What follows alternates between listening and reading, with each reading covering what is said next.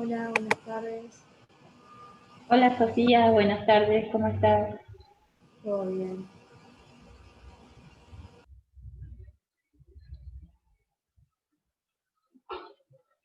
Buenas tardes. Vamos a esperar un ratito porque recién están entrando.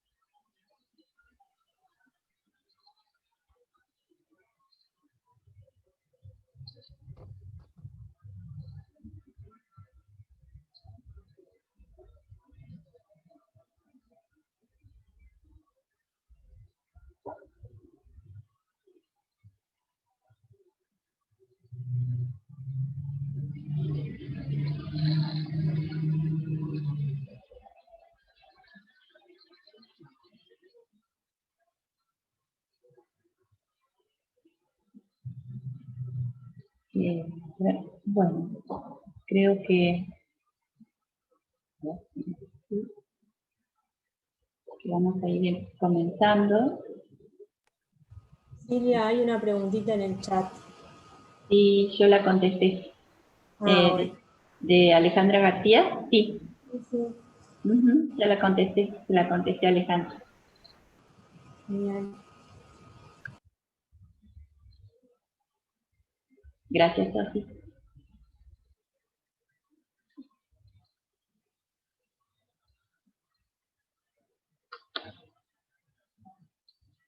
Bueno, vamos a ir comenzando, aunque, bueno, no es el número común, digamos, que estamos manejando de participantes, de estudiantes. Pero así no, en virtud de quienes han sido puntuales, vamos a ir comenzando.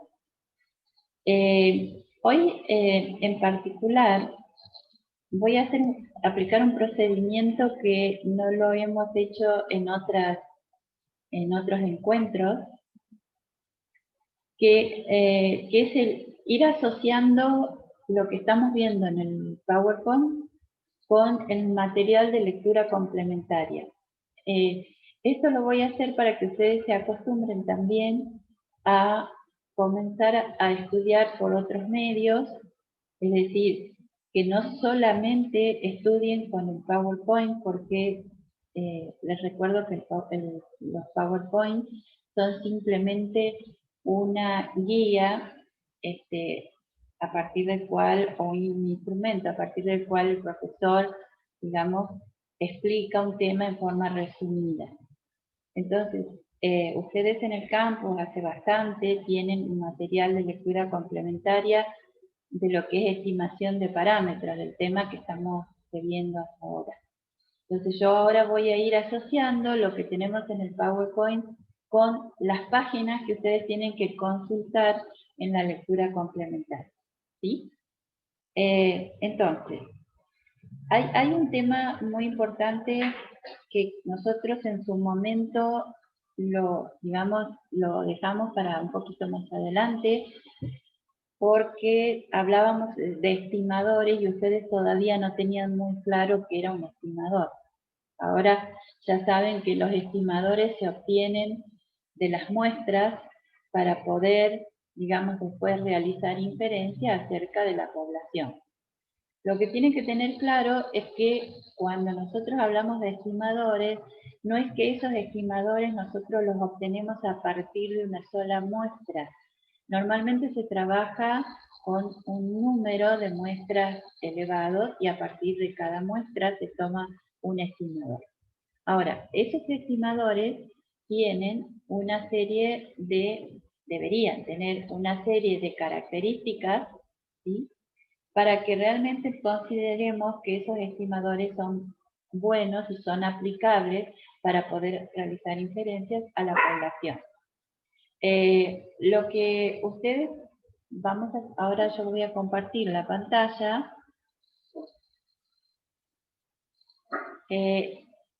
Acerca de los estimadores, ustedes lo tienen. ¿Me van a tener que esperar un minutito? Tengo un problema con un pequeño perro que tengo acá. Y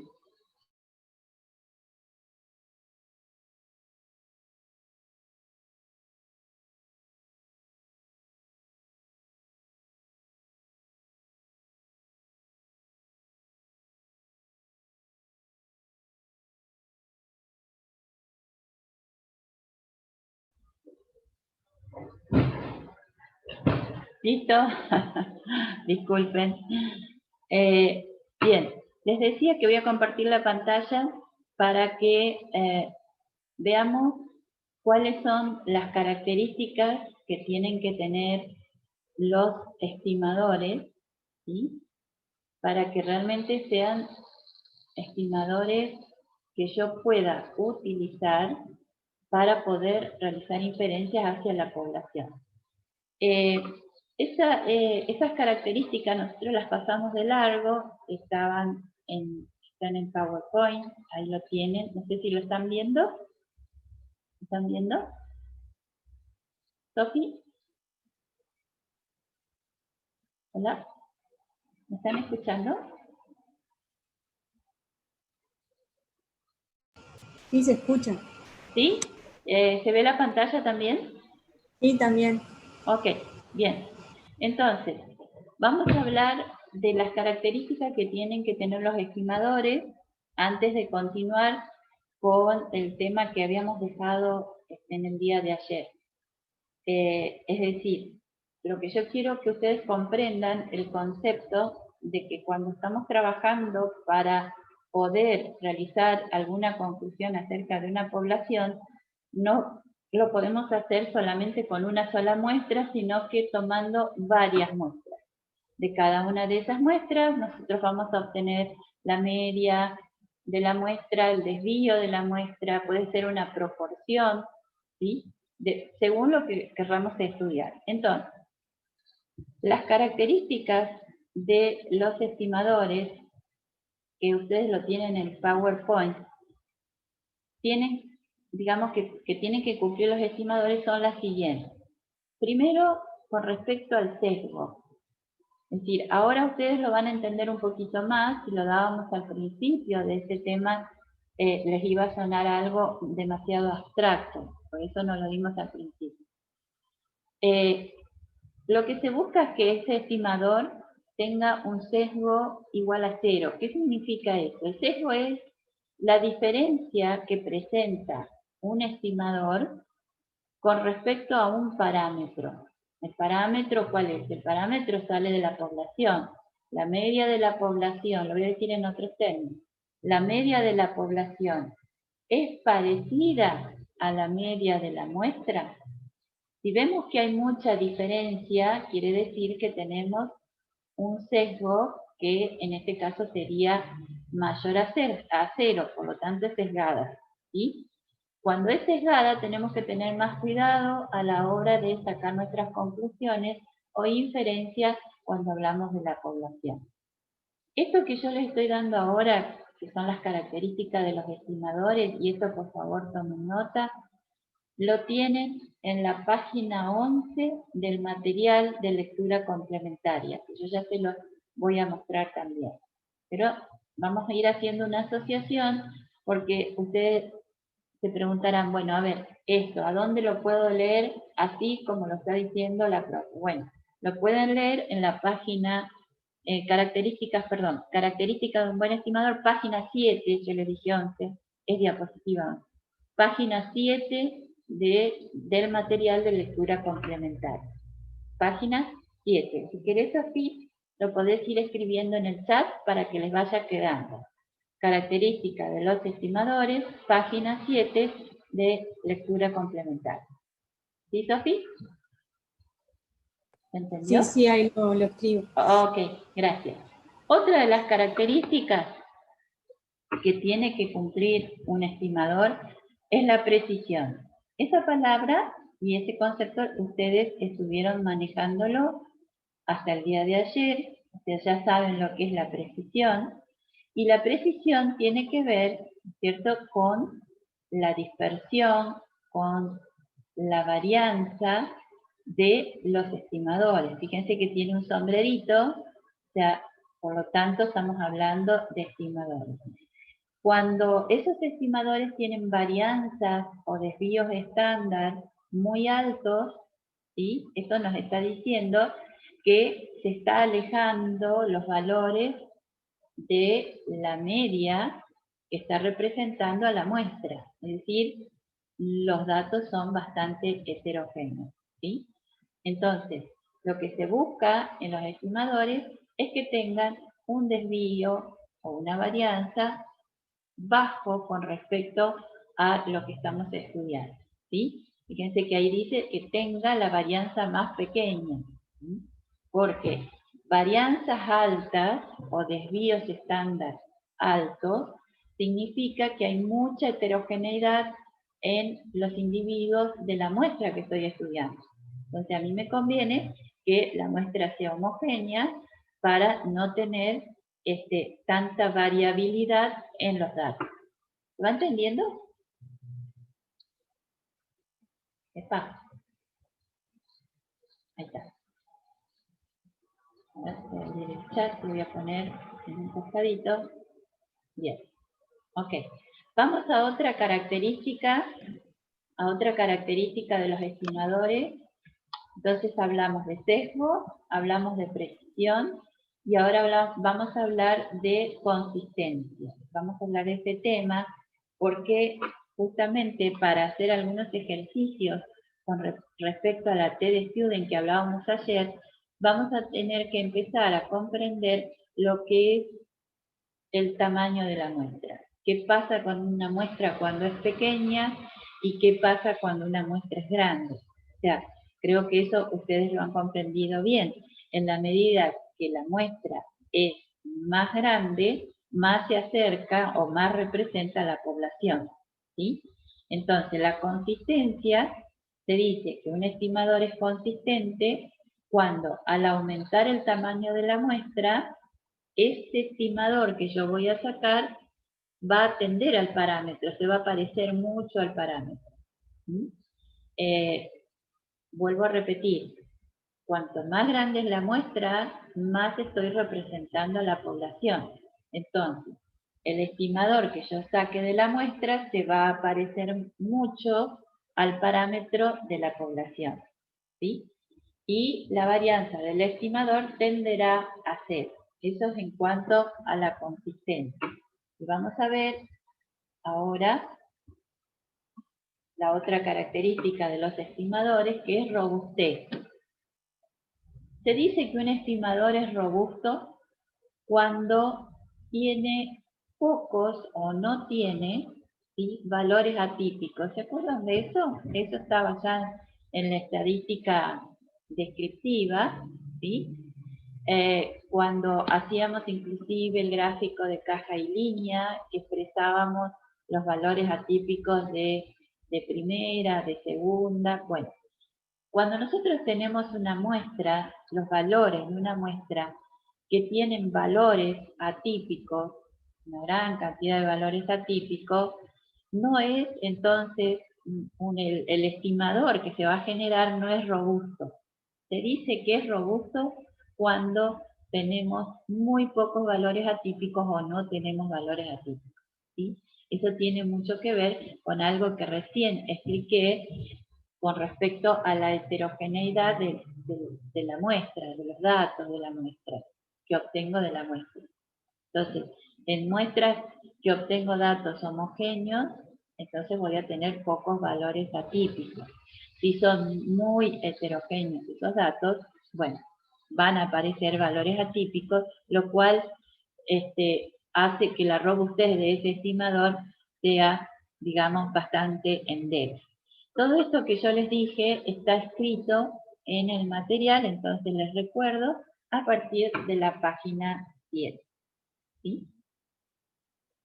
Hasta acá. Estas son las características de los estimadores. ¿Alguna pregunta? Porque tengo que mostrar alguna otra cosita. ¿Alguna pregunta sobre esto? A ver. No. Muy bien. No. Ok. Entonces ahora me voy a pasar, porque hoy vamos a hacer así, ahí está. No sé si se está viendo. ¿Sofi? ¿Se ve? Sí, se ve. Bien, yo ahora me pasé al material de lectura complementaria. Fíjense que esto que estoy mostrando, lo voy corriendo y ustedes lo van viendo. Cuando yo corro... Se ve. ¿Se ve? Se ve Perfecto. bien. Bien, entonces todo esto que estoy corriendo es lo que acabo de decir, inclusive con algunos ejemplos, con respecto a las características de un buen estimador. Si avanzamos un poquito, ¿sí?, a la página 9, Sofi, vamos a tener algo que tenemos que tener muy presente, que es la simbología de los parámetros poblacionales y los estimadores muestrales. Así no nos perdemos. Si bien ya lo estamos manejando, ¿sí?, ustedes la tienen representada en la página 9. Fíjense, son los símbolos que estuvimos usando hasta ahora. Parámetro que se obtiene de la población, estimador que se obtiene de la muestra. Cuando nosotros empezábamos a trabajar, ¿sí?, con el error estándar de la muestra, conociendo el desvío y desconociendo el desvío, entonces empezamos a trabajar con el desvío de la muestra. Lo que ustedes tienen en la parte inferior, después del error estándar de la muestra, es el símbolo de proporción, o sea, porque como les expliqué al principio, también nosotros podemos estimar la proporción. En nuestro caso vamos a manejar ejemplos para estimar la media de la población, la media, ¿sí? Entonces, cuando vamos a estimar la proporción, es decir, que cuando pensamos en el intervalo de confianza, quien está en el medio, en el centro, no va a ser la media poblacional, sino va a ser la proporción. Y estos son los símbolos. Es pi y una P minúscula para estimador. A partir de ahí lo vamos a volver a ver en los próximos temas de contraste de hipótesis. Así que por ahora lo ven hasta proporción. Bien.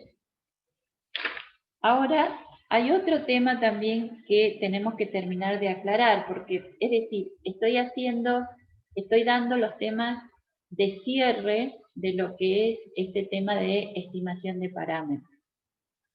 Vamos a ir entonces ahora a la página 12. Ustedes lo tienen también en la presentación con las diapositivas, página 12, ¿sí?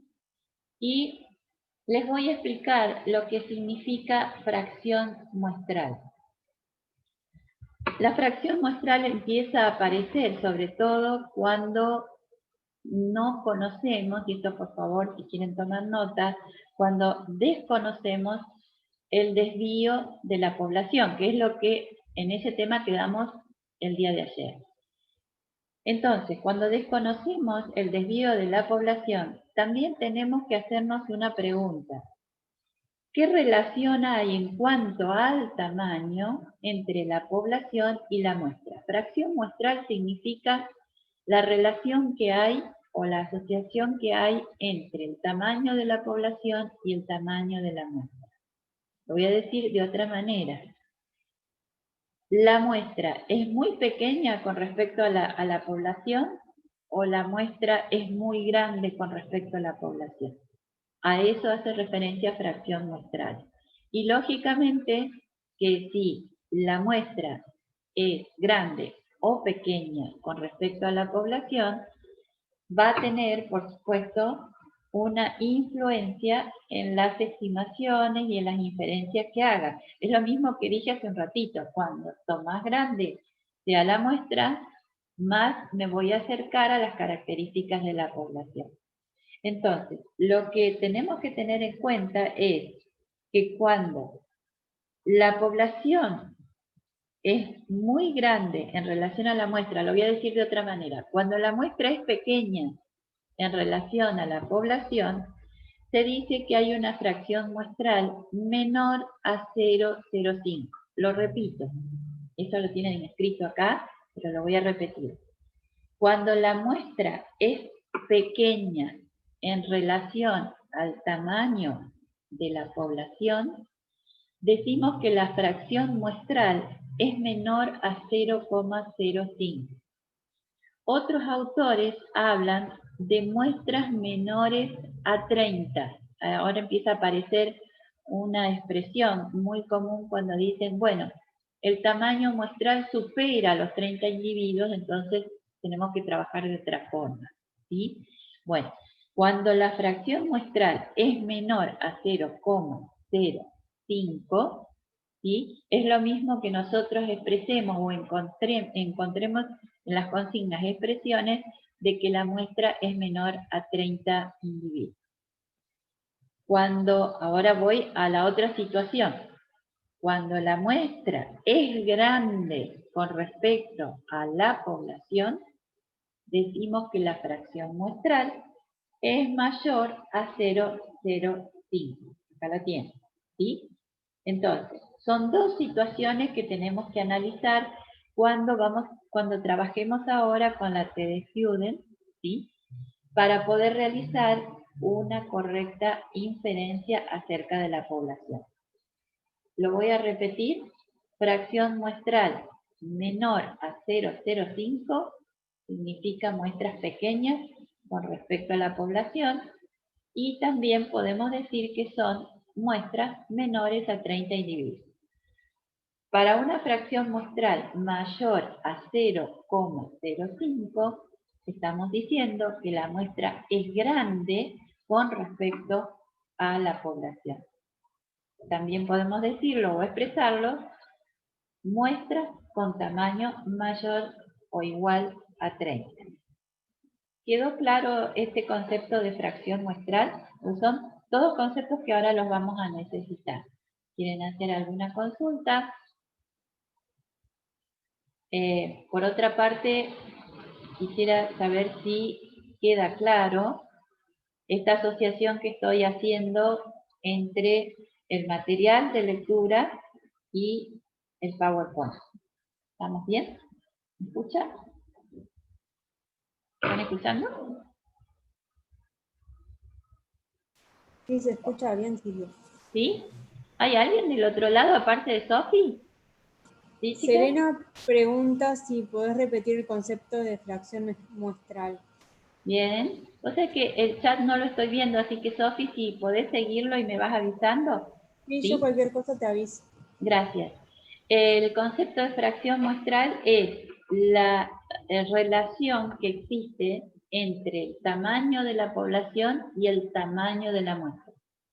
Cuando la muestra es muy pequeña, ¿sí?, con respecto a la población, entonces decimos que es una fracción muestral menor a 0,05, y ya sabemos, por lo que conversamos hasta recién, que si la muestra es muy pequeña con respecto a la población, entonces, digamos, vamos a obtener algún estimador que no lo esté representando del todo, ¿sí? No es lo mismo tener muestras de tamaño grande con respecto a la población que muestras de tamaño pequeño. No sé si se entendió. A ver, ¿se entendió el concepto? Dicen que sí, que gracias. Muy bien, perfecto. Ahora, una vez que hablamos entonces de características de un buen estimador, vimos como que teníamos una tablita con todas las representaciones de los parámetros y estimadores para que ustedes puedan estudiar. Hablamos de fracción muestral. Ahora vamos a ir a la página 22, ¿sí? Porque estos son todos ejemplos. Vamos a ir a la página 22, mira acá arriba. Ahí, ¿se ve? Está en verde. ¿Lo están viendo? Sí, se ve bien. Perfecto. Para recordarles la siguiente situación. Fíjense que dice que en el cálculo de intervalos de confianza para la media, que es lo que estamos haciendo, hay que distinguir las siguientes situaciones, ¿sí? Es decir, lo que voy a aclarar ahora es que nosotros estuvimos trabajando con una sola situación hasta ahora, que era varianza poblacional de la variable conocida, ¿sí?, y con fracciones muestrales que no estábamos definiendo si eran menores o mayores. Entonces, cuando nosotros hacemos cálculos de intervalos de confianza, se nos pueden presentar, para la media por supuesto, se nos pueden presentar 4 situaciones. Esas situaciones, ¿cuáles son? Varianza poblacional conocida y una fracción muestral mayor que 0,05. Acá que estoy diciendo que las muestras son grandes con respecto a la población. Son muestras mayor o igual a 30. La otra situación que nos puede ocurrir es la varianza poblacional de variable conocida, o sea, igual a la anterior, pero con una fracción muestral menor que 0,05, o sea que la muestra es chiquita, es pequeña con respecto al tamaño de la muestra, es pequeño con respecto al tamaño de la población. Es decir, que entre estas dos lo que varió es el tamaño de la muestra. Bueno, por las dudas, cuando se corte nos volvemos a conectar. Nos queda poquito. Luego tenemos otras 2 situaciones que tienen que ver con lo que vamos a hacer hoy, que es con la varianza poblacional desconocida. ¿sí? Que por eso ayer dijimos, bueno, no conocemos la varianza poblacional y empezamos a trabajar, dejamos de trabajar con Z, ¿sí? Y empezamos a trabajar con T de student. Estas dos últimas tienen esa característica, es decir, que no conocemos la varianza y de la misma manera aparece una situación con una muestra grande y con una muestra pequeña. ¿Se entiende entonces las 4 variaciones con las que nos podemos encontrar? Porque eso lo van a encontrar en los ejercicios que ustedes van a tener que desarrollar. ¿Mm? ¿Estamos hasta ahí? ¿Hola? ¿Sí? Dicen que se entiende. ¿Se entiende? Perfecto. Muy bien. Entonces, una vez que presentamos esto, vamos a ir ahora, para que escriba Sofi, a la página 31, donde vamos a aplicar un ejemplo de lo que estuvimos viendo ayer. Que observando esa parte final, ¿sí?, de la fórmula, donde tenemos el límite inferior, cómo se calcula, y el límite superior. Acá la única diferencia es que los tenemos por separado. Antes nosotros teníamos todos juntos. ¿Qué es lo que observan de diferente con respecto a lo que veníamos haciendo para el cálculo de intervalo? Es lo que trabajamos ayer, que sería la última diapositiva que vimos ayer. ¿Qué observan de diferente?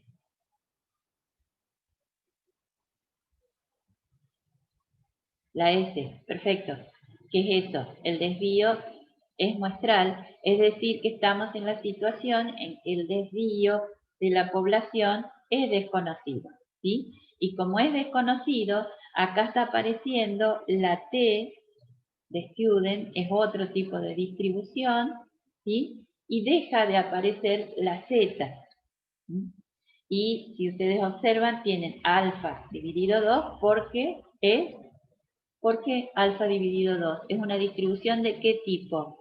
¿Es unilateral o bilateral? Si yo estoy diciendo alfa dividido 2, el error lo divido en dos partes. Bilateral, perfecto, muy bien. Vamos entonces al ejemplo. Vamos a ver.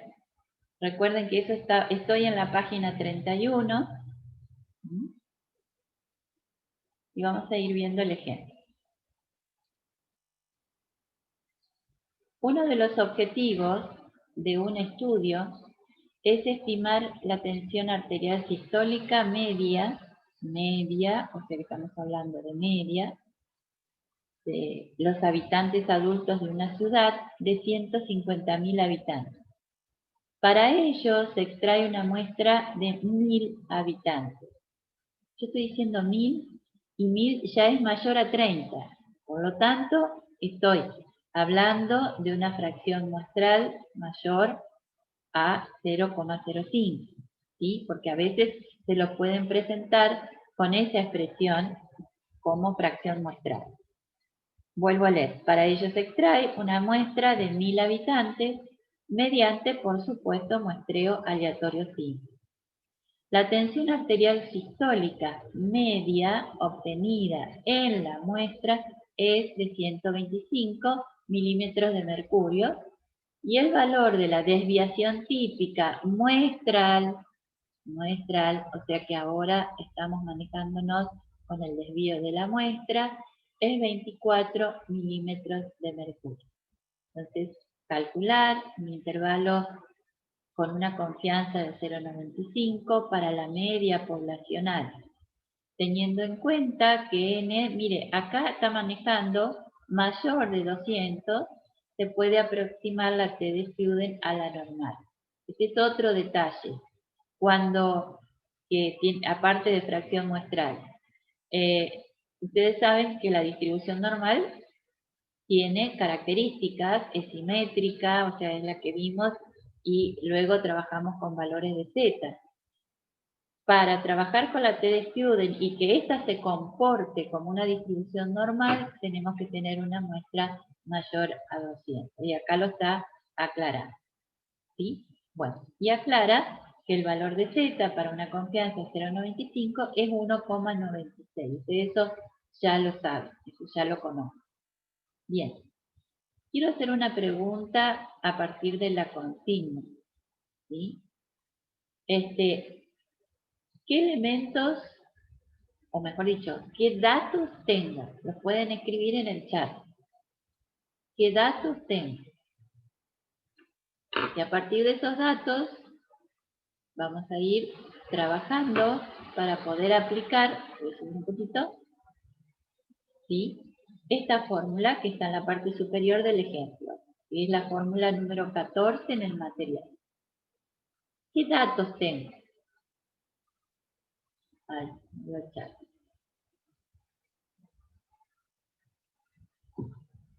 Que no veo el chat. Media muestral de 125, dice Catalina. ¿Qué más? Es la única que hablamos ahora. Bueno. Vuelvo a repetir. ¿Qué datos? Porque es lo primero que ustedes tienen que expresar cuando tienen esta consigna.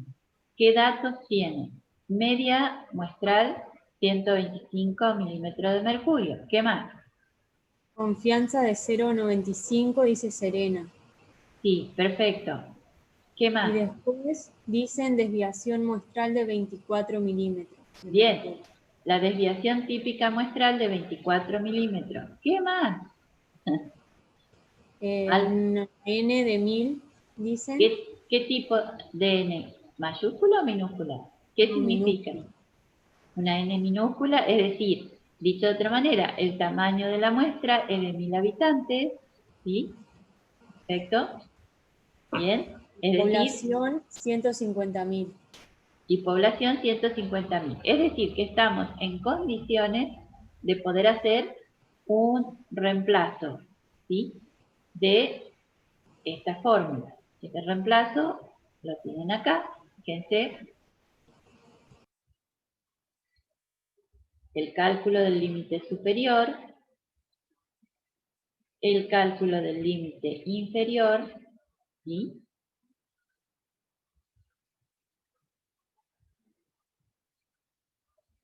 Calculado a partir de Z, no T, ¿sí?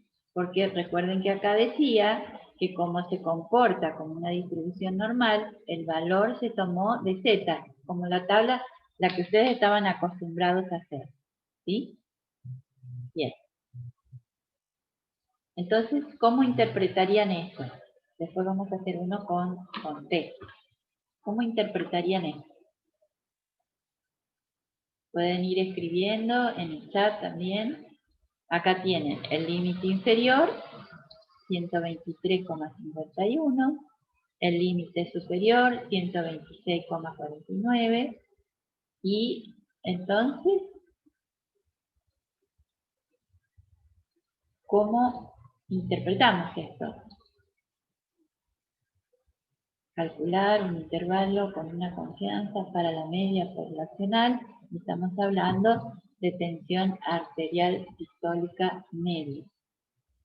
Si no lo quieren escribir, pueden abrir el micrófono.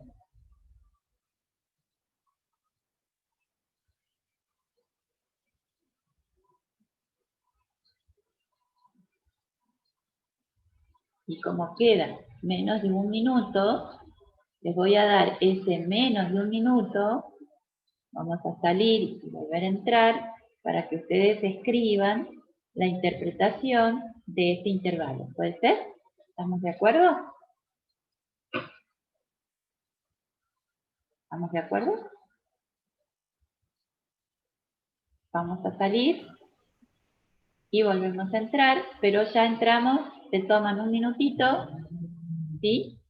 Y ya entramos con la conclusión para que ustedes me digan a ver cómo queda la conclusión. Tomen los datos de cómo quedó el límite inferior y el límite superior